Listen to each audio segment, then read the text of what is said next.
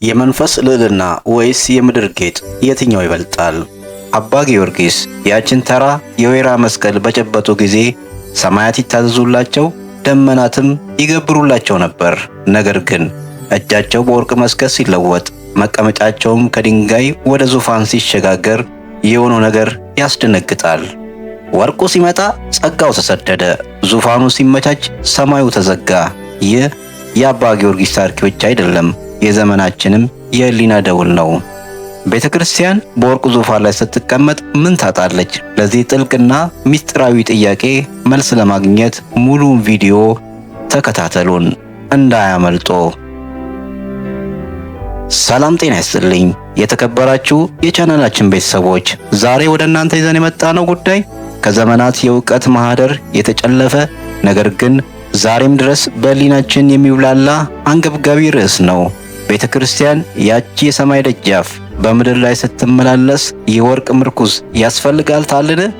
ወንጌልስ በዙፋን ላይ ተቀምጦ ይሰበካል ወይስ በመስቀል ስር ተንበርክኮ? የኢኮኖሚ አቅም ወንጌል ያፋጥናል ወይስ መንፈሳዊነትን ያቀዘቅዛል? ዛሬ ከአንድ ጥንታዊና ድንቅ የአባቶች ገድል ተነስተን የመስቀሉንና የዙፋኑን ፍልሚያ በጥልቀት እናያለን። አብራችሁን ቆዩ። የወርቁ ቀንበርና የጠፋው ሞገስ። ከረጅም ዘመናት በፊት በረከት በራቀው ፀሐይ በሚውለበለበው አንድ በረሃማ ተራራ ግርጌ አባ ጊዮርጊስ የተባሉ ባህታዊ ይኖሩ ነበር። ዓለማዊውን ጫጫታ ንቀው በብቸኝነት ዋሻ ውስጥ ተወስነው ነበር።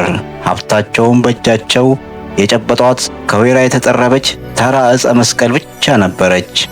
ነገር ግን አስተውሉ፣ ያቺ የእንጨት መስቀል ተራ አልነበረችም። አባ ጊዮርጊስ ወደ ሰማይ ሲያነሷት የተዘጋውን ይከፍታል፣ የጠበበውን ያሰፋል፣ የታመመውን ይፈውሳል። ዝናዋ እንደ ሽቶ ተበትኖ የአገሩን ገዢ ጆሮ ጠለፈ። ንጉሱም ተደነቀ። እንዲህ ያለ የከበረ ዕንቁ በዋሻው መደበቅ የለበትም ብሎ አዘዘ። ንጉሱም ባህታዊውን ወደ ቤተ መንግሥት አስገባቸው። አባቴ ሆይ የእርሶ ቦታ እዚህ ነው አላቸው።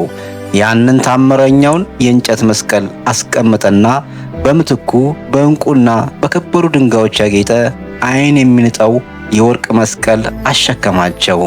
መቀመጫቸውንም ከከርፋፋው ድንጋይ ወደ ተዋበ የክብር መንበር ዙፋን አሸጋገረው። ቀናት በወራት ተተኩ። ድንገት ግን የሰማይ ደጆች ተዘጉ። ምድሪቱ በድርቅ ተመታች። ጩኸት ነገሰ። ንጉሱም እየተንቀጠቀጠ ወደ አባ ጊዮርጊስ መጣ። አባቴ ሆይ በዚያ በከበረው ወርቆ ባርኩን፣ ሰማዩን ይዘዙት አላቸው። አባ ጊዮርጊስ የወርቁ መስቀል አነሱ። እረ እንዴት ይከብዳል! እጆቻቸው ዛሉ። ወደ ላይ አንጋጠው ጸለዩ። መልስ ግን የለም። ሰማዩ እንደ ናስ ጠነከረ። በድንጋጤ ተውጠው አለቀሱ። ጌታ ሆይ በዛች እንጨት ስጠራ ትሰማኝ ነበር።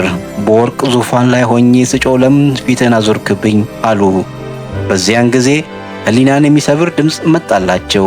ጊዮርጊስ ሆይ ያን ያስከው እንጨት ነበር፣ ግን እምነትህ እንደ ወርቅ የጠራ ነበር።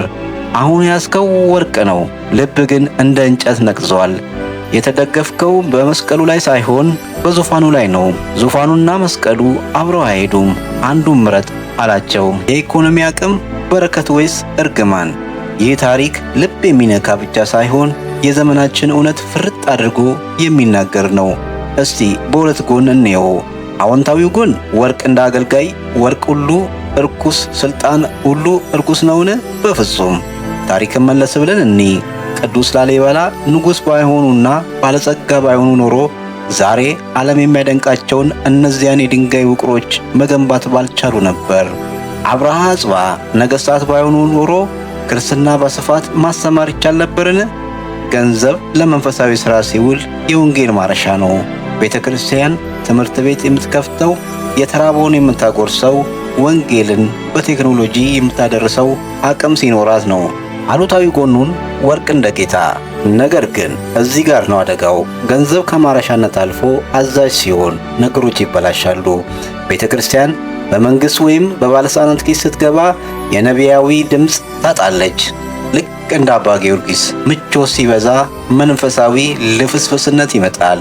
እጅ የሰጠ በሽሮ ይገዛል እንደሚባለው ቤተ ክርስቲያን ከፖለቲከኞች ጥቅም ከተጋራች እውነት መናገር ትፈራለች። ለድሆች መጮ ያቅታታል። ያኔ ወርቁ መስቀሉን ይለውጠዋል። ታዲያ መፍትሄው ምንድን ነው? ዓለም መሸሽ ወይስ ዓለም መምሰል? መልሱ ሚዛናዊ ነው። ኦርቶዶክሳዊ እይታ እንዲህ ነው። ክህነትና ንግስና የተለያዩ ናቸው። ቤተ ክርስቲያን የሚያስፈልጋት ቅዱሳን ነገሥታት እንጂ ፖለቲከኛ ካህናት አይደሉም። ገንዘብና ስልጣን በቤተ ክርስቲያን እግር ስር ሊገዙ ይገባል እንጂ ቤተ ክርስቲያን በገንዘብ እግር ስር ልትወርቅ አይገባም። አባ ጊዮርጊስ የሳቱት ወርቁን ስለያዙ ሳይሆን ልባቸው በወርቁ ላይ ስላረፈ ነው። ወደ ታሪካችን ፍጻሜ እንመለስ። አባ ጊዮርጊስ ምርጫቸው ምን ነበር? ወዲያውኑ ያንን የሚያብረቀርቅ የወርቅ መስቀል ወረወሩት። ከምቾት ዙፋን ፈንጥረው ወረዱ። ያቺን የድሮዋን የተናቀችውን የወይራ መስቀል አንስተው ወደ በረሃ ሮጡ። ያን ጊዜ ሰማያት ተከፈቱ፣ ዝናብ ዘነበ፣ ምድሪቱ ተፈወሰች። የተወደዳችሁ ተመልካቾች፣ ዛሬም ሀገራችን ትውልዳችንና ፈውስ የሚናፍቀን ከሆነ መፍትሄው ያለው በወርቁ ዙፋን ስር ሳይሆን በትሕትናው መስቀል ስር ነው። ሀብት ይኑረን ድህነት፣ ስልጣን ይኑረን ስደት፣ የኛ መመኪያ ግን የክርስቶስ መስቀል ብቻ ሊሆን ይገባል። የዛሬው ዝግጅታችን ይህን ይመስል ነበር። እናንተስ ምን ታስባላችሁ? ገንዘብ የቤተ ክርስቲያንን መንፈሳዊነት አቀዝቅዞታል ወይስ አግዞታል? ሐሳባችሁን በኮሜንት ላይ አጋሩን። ለዚህ መንፈሳዊ ጉዞ አዲስ ከሆናችሁ ሰብስክራይብ በማድረግ የቤተሰባችን አባል ይሁኑ። ሰላም፣ ፍቅርና ጸጋ ከእናንተ ጋር ይሁን። ቸር ይቆየን።